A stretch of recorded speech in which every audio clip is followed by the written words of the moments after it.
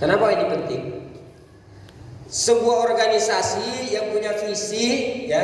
Kalau tadi Allahyarham Abdullah Said itu ingin membangun peradaban Islam dalam ruang lingkup tauhid, maka ruang lingkup tauhid itu tidak bisa berjalan maksimal tanpa yang namanya struktur.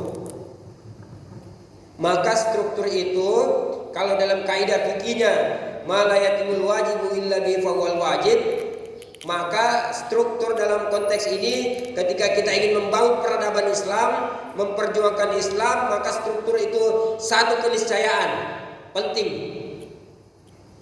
Tidak bisa ada pergerakan tanpa struktur. Ya. Adik-adik yang senang sepak bola, struktur dalam sepak bola itu siapa yang memimpin? Harus ada kapten. Bagaimana kalau sebuah tim sepak bola tidak ada kaptennya?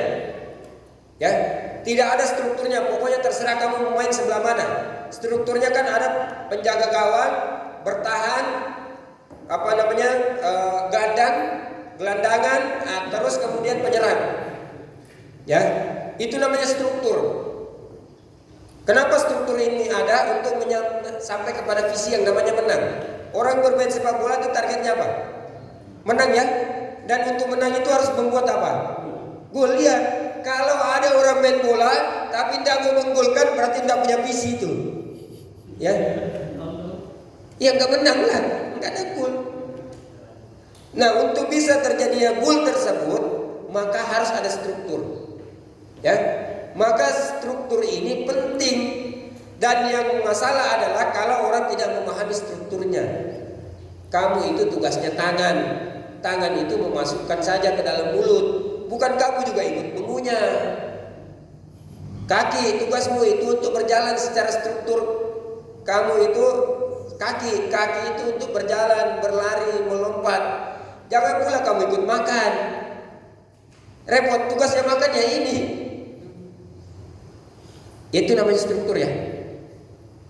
Dan struktur itu ada namanya tugas pokok dan fungsinya. Ada fungsinya. Mata untuk apa, adik-adik? Ya, untuk melihat. Bisa dipakai untuk mengunyah? Sakit matanya. Gak bisa. Itu namanya struktur. Ada pembagian tugas. Maka jangan ada orang mau mengerjakan semuanya. Ya, kalau ada orang mau mengerjakan semuanya, itu tidak sunnais. Ya. Kenapa? Karena ada strukturnya. Ya, kepala, bekerjalah kamu sebagai kepala. Ketika kamu mengerjakan sebaik-baiknya kepala sebagai kepala, maka itu menunjukkan bahwa Anda memahami struktur. Kalau kita berposisi sebagai ini saya sebut di sini, ya, masih ada ini belum dewasa. Pokoknya yang penting seperti itulah tugasnya, ya. Itu. Ya, tugasmu bikin anak, ya bikin anak aja, ya. Jangan yang lain. Tetapi ada yang namanya sinergi, ya.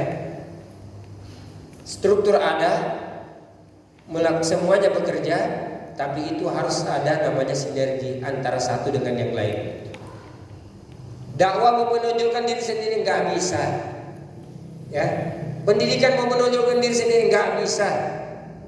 Siapa lagi mau menonjolkan? Nggak bisa. Itu tidak sejalan dengan prinsip hidayah. Itulah yang namanya imamah jamaah. Tidak sejalan dengan sistematika wahyu. Tidak sejalan dengan konsep kita. Inilah pentingnya yang namanya struktur. Maka tolong pahami posisi kita. Anda sebagai santri, tugasnya santri apa? Pahami, santri itu adalah satu, menyapu setiap hari misalnya. Sapulah setiap hari. Itu namanya santri. Jangan juga engkau sebagai santri berlaga sebagai ketua pondok pesantren di sini. Wah, repot itu. Ya. Tetapi sesekali memang boleh kita ini namanya bersinergi. Ya. Ketua yayasan sesekali pura-pura nyapu, Pak, di depan asrama. Pura-pura aja, ya.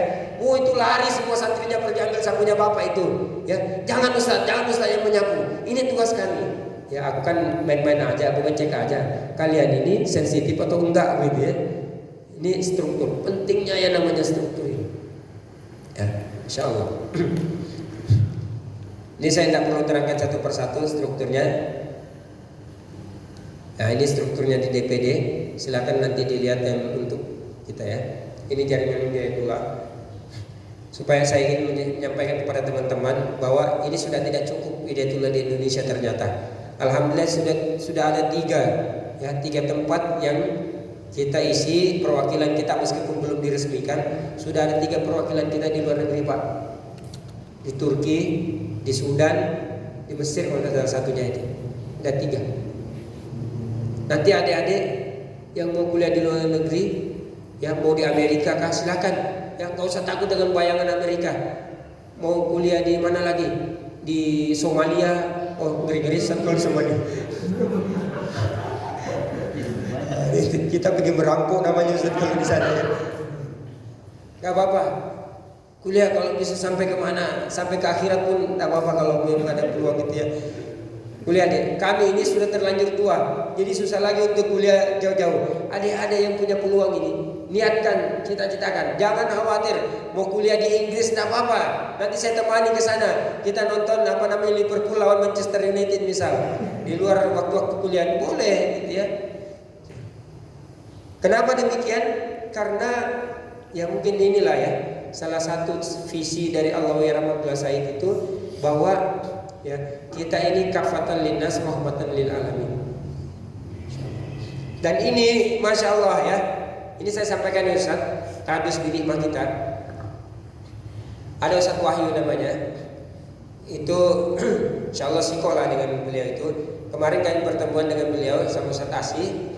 Insya Allah kita ditawarin untuk mengirim 30 orang ke Korea. Masya Allah. Tapi bukan untuk belajar Pak, untuk tenaga kerja. Menarik juga. Tapi catatannya tenaga kerja ini yang bisa mengaji.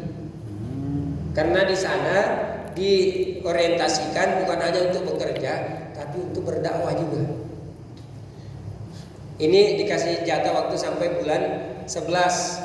Tolong kalau ada ya umur SMA ke atas lah ya, itu Pak boleh didaftarkan ya. Pak Ketua DPD jangan mendaftar Pak gitu, bubar di sini kalau tidak ada Pak Ketua DPD. Ya.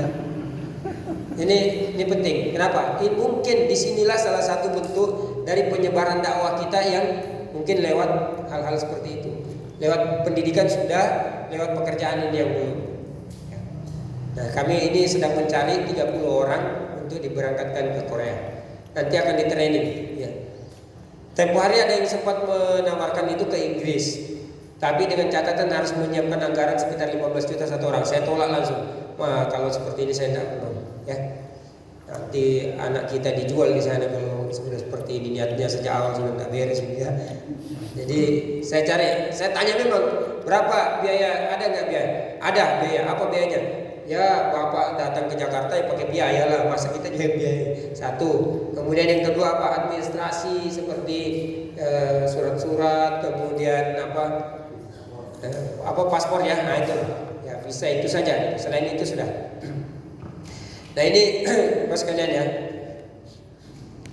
Oke, saya mau langsung lompat ke yang halako. Ini yang dikatakan oleh Ustaz Hidayat tadi. Tidak ada orang di Hidayatullah ini yang tidak punya peran. Jadi tidak usah khawatir Pak. Ini nanti saya sampaikan di lain kesempatan lah karena waktunya. Terkait dengan halakoh, ini yang paling penting untuk saya sampaikan dalam kesempatan ini. Di mana posisi halakoh itu? Halakoh itu ada di sini. Ada halakoh ula, ada halakoh usto. Saya tanya kepada adik-adik dulu. Adik-adik siapa yang sudah marhala ula? Angkat tangan. Sudah ada? Oke, sudah marhala ula. Siapa yang sudah marhala ula berarti dia harus ikut halakoh ula. Ada yang belum marhala ula, angkat tangan. Belum ikut marhala ula, maka dia nanti masuk di halakoh taklim. Ya, dia harus mengikuti halakoh taklim, setelah itu ikut marhala ula. Setelah marhala ula harus ada ikut halakoh ula. Ya ini ya, ini halakoh ula. Yang sudah wusto, marhala wusto itu boleh mengikuti marhala wusto kalau dia sudah halakoh ula. Ya. Kenapa? Karena pengayaan pemahaman di marhala ula itu tidak cukup karena hanya 3 hari. 3 hari ini tidak cukup untuk menginternalisasikan nilai-nilai kehidayatullahan yang ada di marhalah tersebut. Tidak cukup hanya 3 hari. Itu untuk sebagai wawasan saja. Tapi pendalamannya itu ada di halaqah. Ya, di halaqah. Sudah ada halaqah semuanya nih. Alhamdulillah. Berarti sudah selesai sudah nih, gitu ya. Lanjut. Skema kaderisasi. Ini pula kuliah ini yang belum. Ustaz Karyani belum, ini saya belum, semuanya rata-rata belum ya.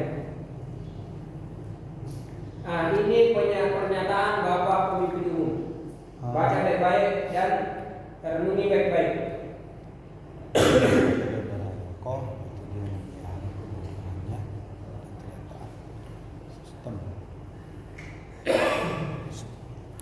Ini terkait halaqah ini ya. Maka jangan sepelekan halaqah. Saya sebenarnya tidak berharap dari Murobi, tapi yang tak tahu lagi itu dari Murobi halaqah ya di Depok. Malam ini saya halaqah lagi. Mau saya ada tidak ada halaqah harus jalan. Bagaimana caranya? Kalau saya di luar daerah Depok, maka saya online. Enggak ada istilah hujan deras kah? Ya, kecuali kiamat yang berhenti di sana. Tapi sepanjang masih ada sinyal, dan masih ada pulsa, nah halaqah, ya, nggak ada urusannya. Alhamdulillah, halaqah kali ini termasuk tertib. Ya, mau hujan deras seperti apa derasnya, masih ada sinyal, masih santai. Kita halaqah, ya, halaqah dengan online. Kalau tidak bisa, kan kita ini sudah diberi fasilitas teknologi. Untuk apa teknologi itu dihadirkan oleh Allah kepada kita? Bukan untuk kemudian melenyapkan dan membuat kita lalai, tapi teknologi ini untuk semakin menguatkan dalam kita memperjuangkan agama Allah dalam kita berhalaqah. Maka halaqah kalau sudah jenuh secara fisik ketemu itu lagi. Makanya sekali-sekali online pakai apa? Backgroundnya apa? Backgroundnya pantai Parangtritis Yogyakarta misalnya, gitu. Backgroundnya kampus baku, misalnya terserah. Ya. Tapi halaqah itu harus berjalan meskipun kita ini sedang ya ada kegiatan yang lain. Masya Allah. Jadi kenapa? Saya menghindari betul apa yang dikatakan oleh Bapak Pemimpin Umum, memelihara kebodohannya. Kenapa? Karena pemimpin umum itu tidak bisa lagi mendakwai kita satu persatu, tidak bisa lagi mengkader kita satu persatu. Tetapi pola pembinaan dari Bapak Pemimpin Umum itu dilakukan lewat perpanjangan tangan beliau yang namanya halaqah. Maka orang yang tidak berhalaqah itu sama saja dia tidak berkepemimpinan di Hidayatullah.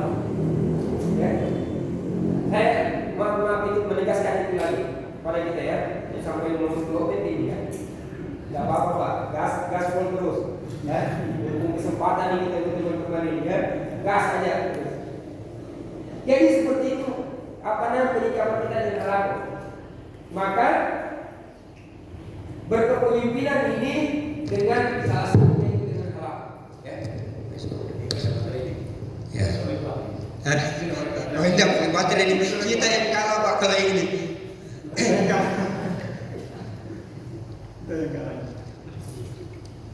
Waduh, ini saya sampai lupa kalau mau ke Cipinang, astagfirullahaladzim. Ya, nantilah Pak kita sambung lain kesempatan Pak ya. Tapi yang jelas ini tolong dicamkan baik-baik ini ya. Halaqah. Karena kita ini yang sudah mengakui kepemimpinan di Hidayatullah akan dimintai pertanggungjawaban oleh kita ini Pak. Kita ini akan dipertanggungjawabkan diri kita ini oleh pemimpin kita. Tapi ketika kita tidak berhalaqah dan itu tidak diakui oleh kepemimpinan kita, maka inilah yang dikatakan itu.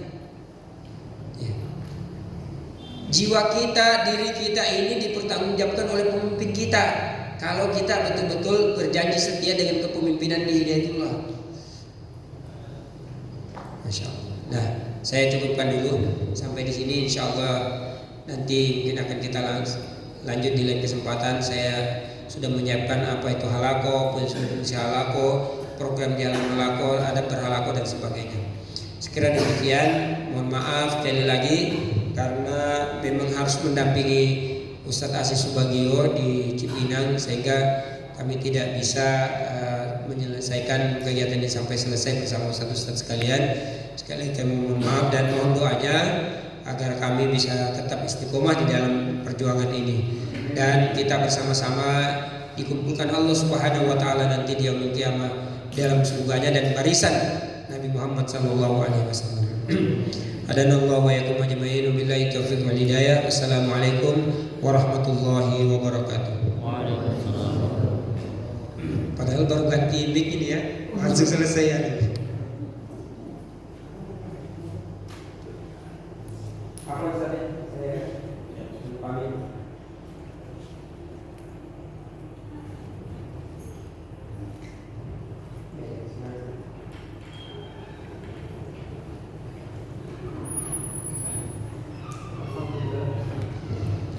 Luar biasa apa yang disampaikan oleh Ustadz kita, Ustadz Arfan Au SS MPDI, terkait dengan bagaimana sejarah panjang Hidayatullah dan pentingnya halaqah itu.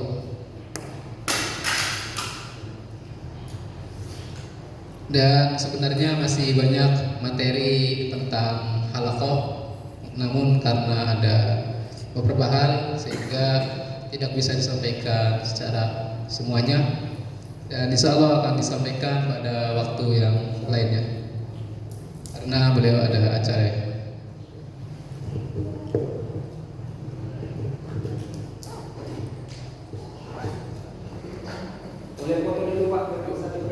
Sebelum berlanjut ke selanjutnya, mungkin kita foto bersama.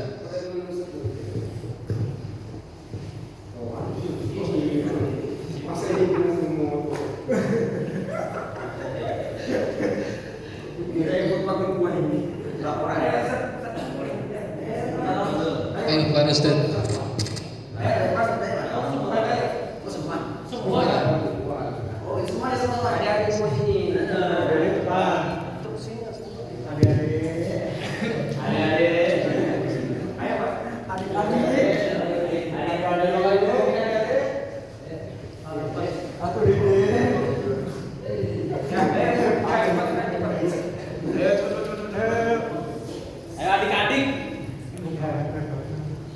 Siapa yang cita-citanya ingin foto bersama nih kan? Gimana sih? Set. Ini lagi nih. Lagi nih.